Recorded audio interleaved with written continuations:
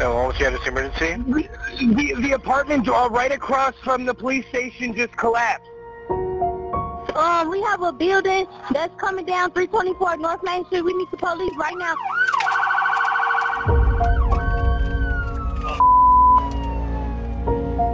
I need manpower to help me evacuate this phone. Guys, let's get back. Get back. Oh my.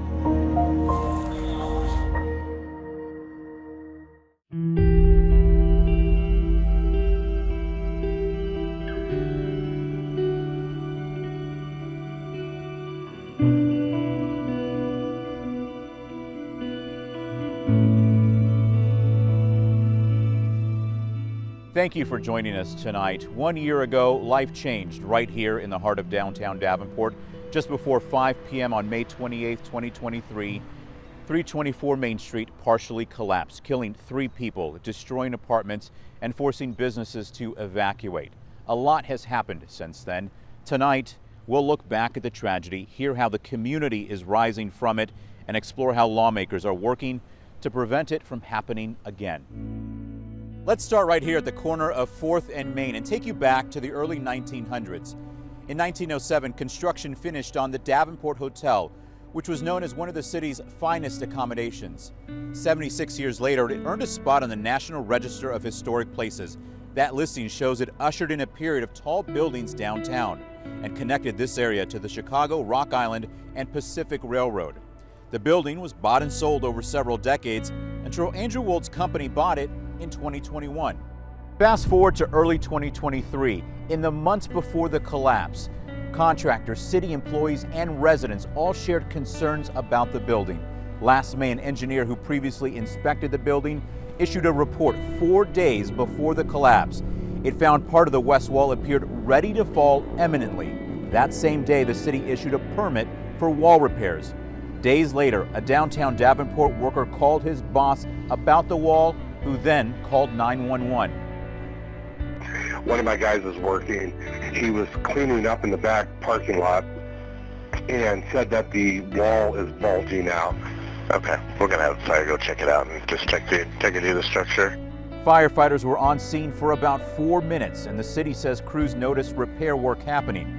Later that day, city building inspectors arrived and said the work was in line with expected engineer plans.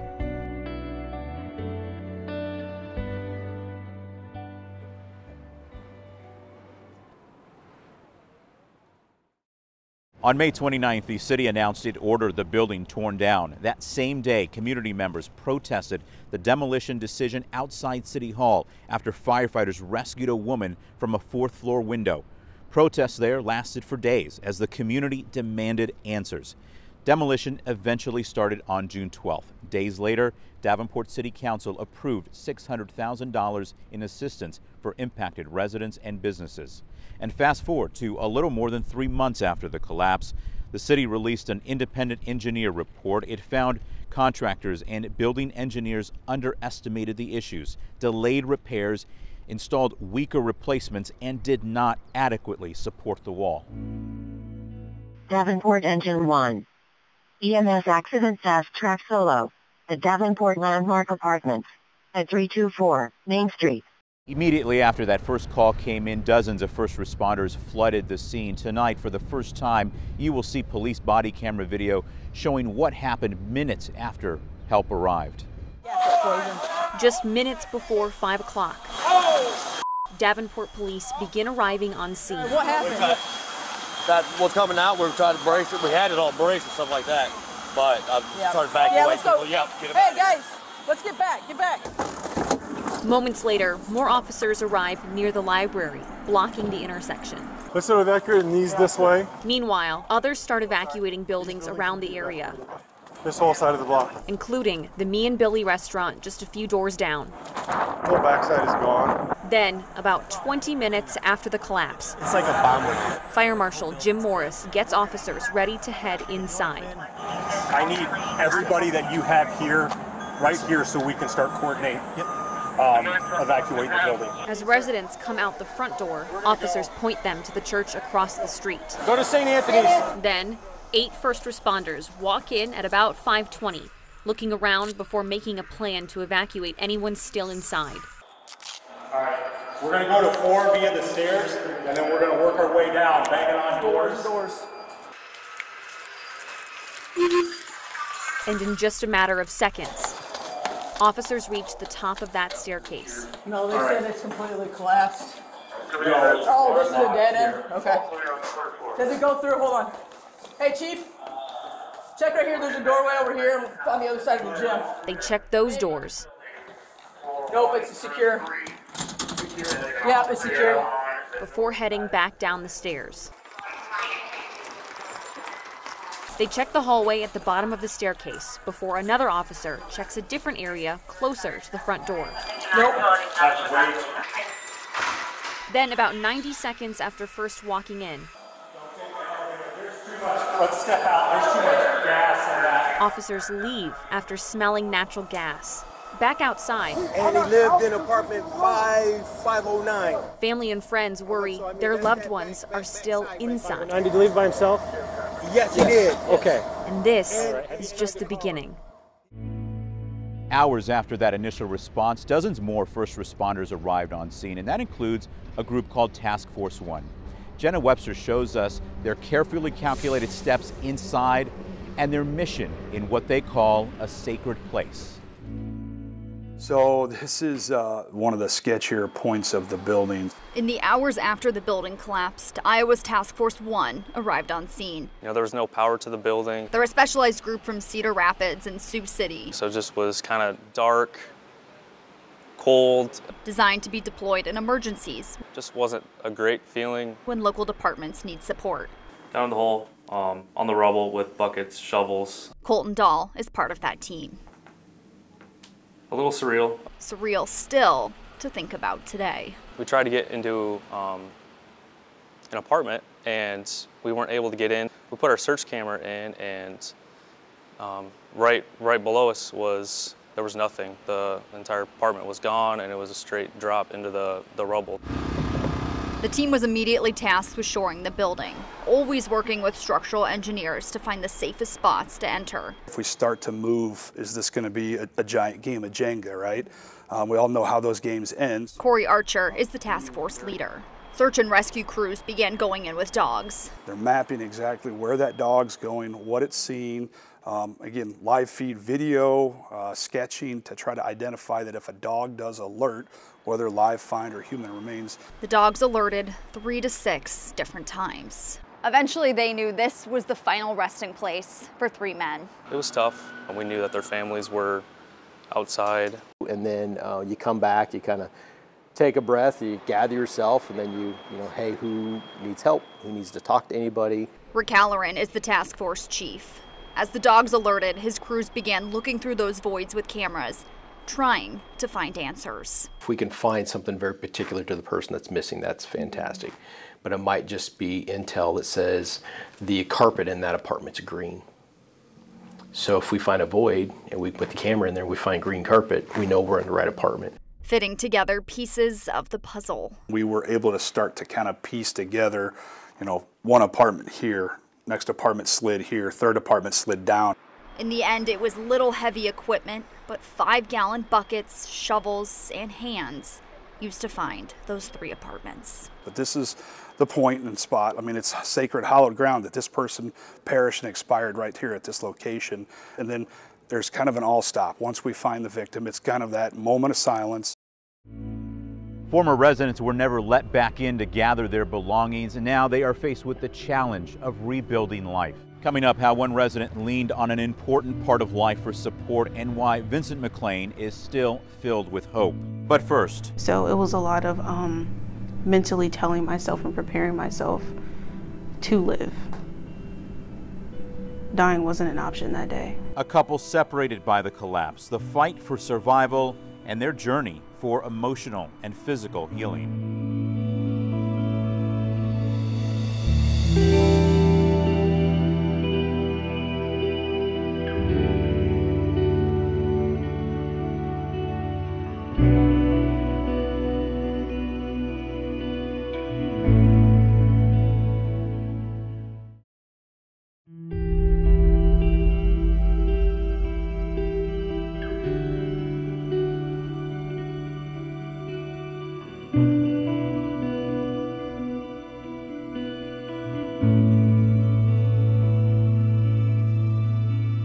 Welcome back. During the chaotic first few minutes after the collapse, many residents hurried outside to safety, but some were still trapped. One woman needed emergency surgery while still inside. Joe McCoy introduces us to Peach and Lexusberry and shows us the impact the collapse still has, physically and emotionally.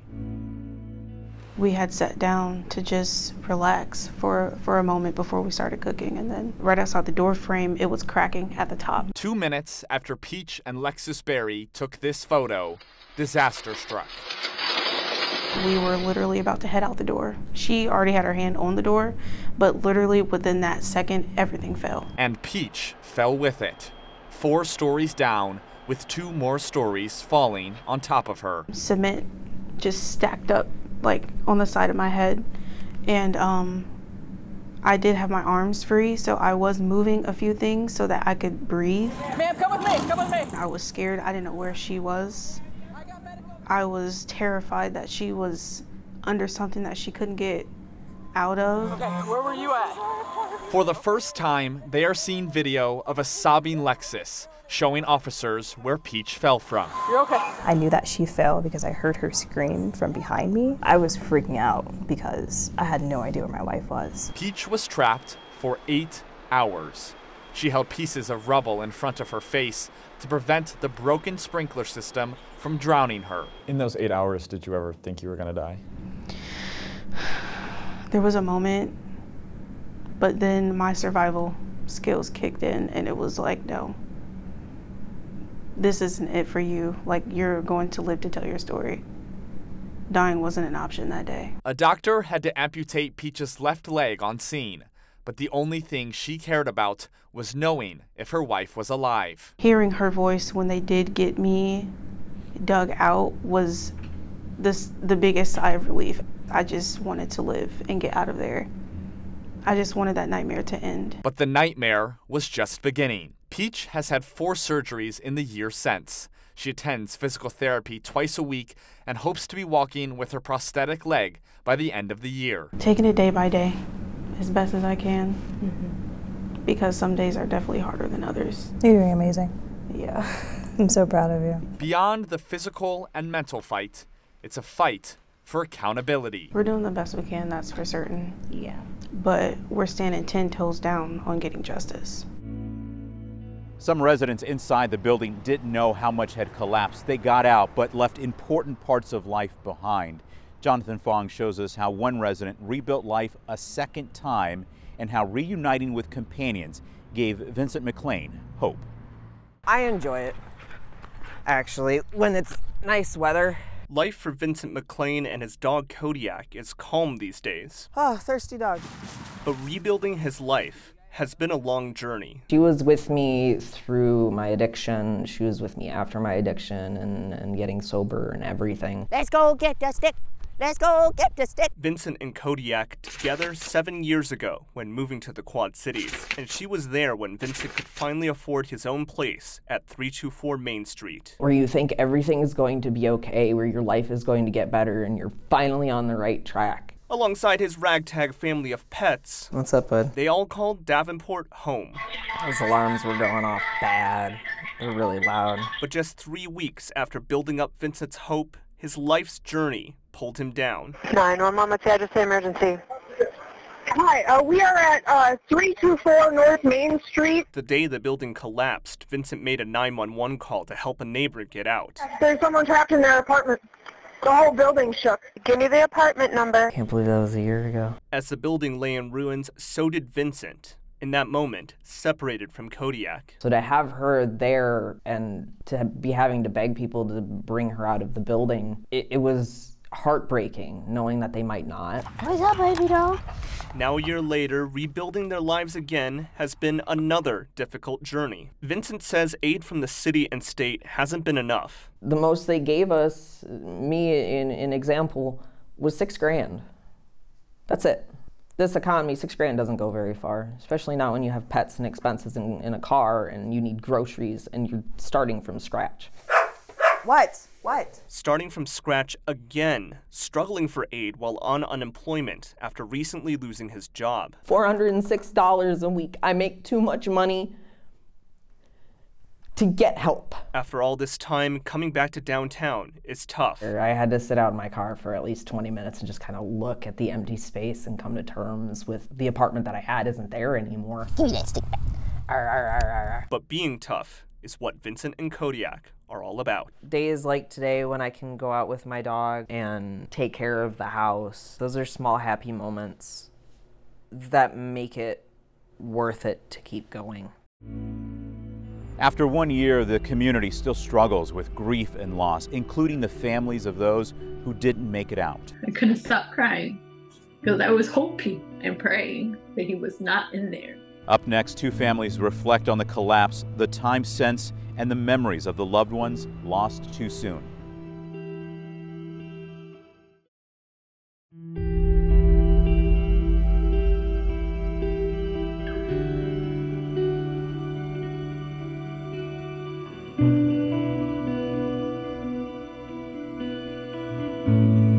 We're taking a call from family members looking for a resident who lives on the second floor. They've been unable to make contact with him. Calls like this came in just moments after the building came down. Ryan Hitchcock, Daniel Prian, and Brandon Colvin died in the collapse.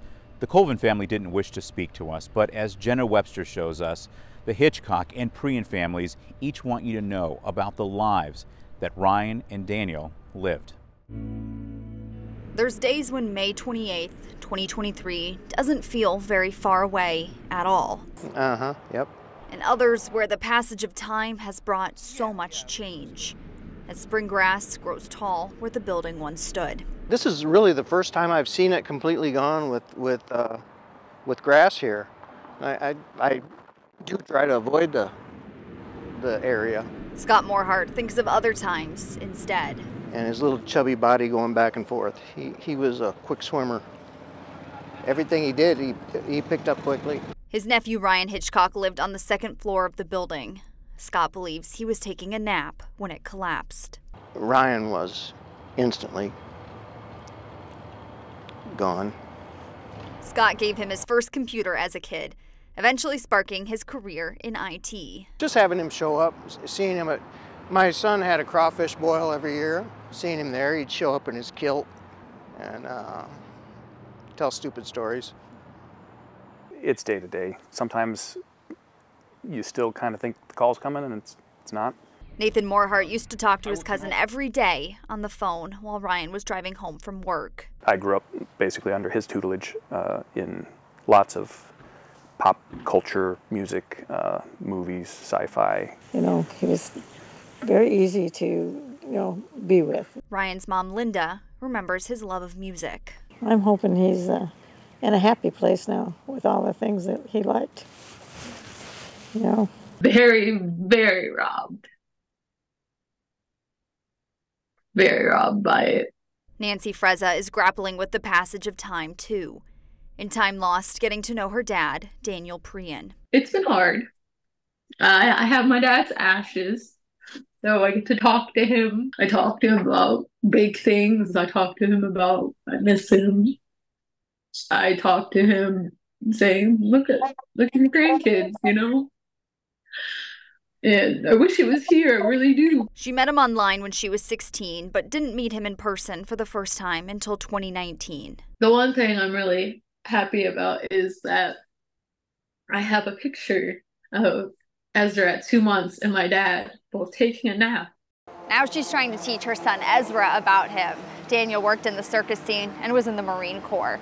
I want people to remember my dad not as a homeless person, but as a father, as a grandfather. He has family that love him and miss him very, very much. He had a keyboard and he made his own songs and details and memories held on to, even as time keeps passing. He's creating havoc, I'm sure. Coming up, addressing the collapse on a state level. I don't want it to ever happen again. When we come back, State Representative Monica Kurth explains how legislation passed this year will help victims of similar tragedies, plus her commitment to you when lawmakers return to Des Moines.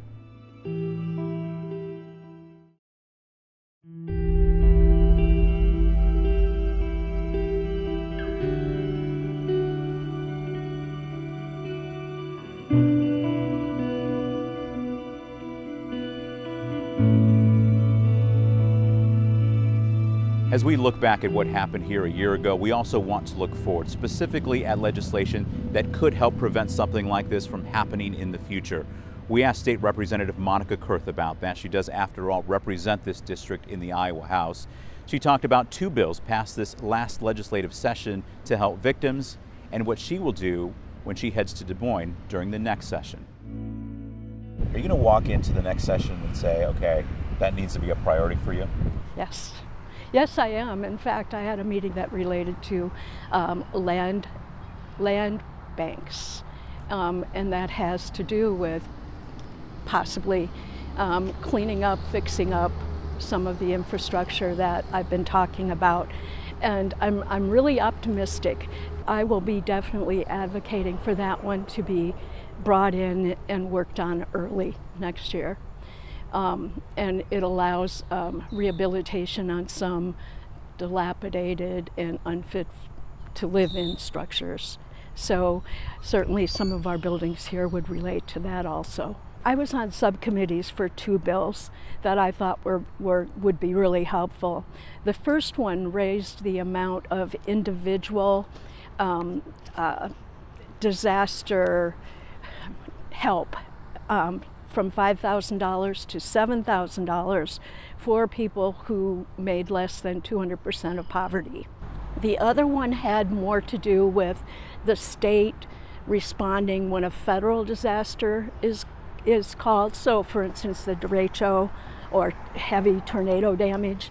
And on that one, it set the amounts that the state could very quickly provide to help offset the damages and get in there to help people. Over the past year, community members have routinely brought up the collapse during public comment at city council meetings. We reached out to Mayor Mike Manson, who declined our repeated requests for an interview, citing pending litigation. However, in a written statement, he says his heart goes out to the victims, as well as their families and friends. Manson praises first responders, state agencies, and charities for their response.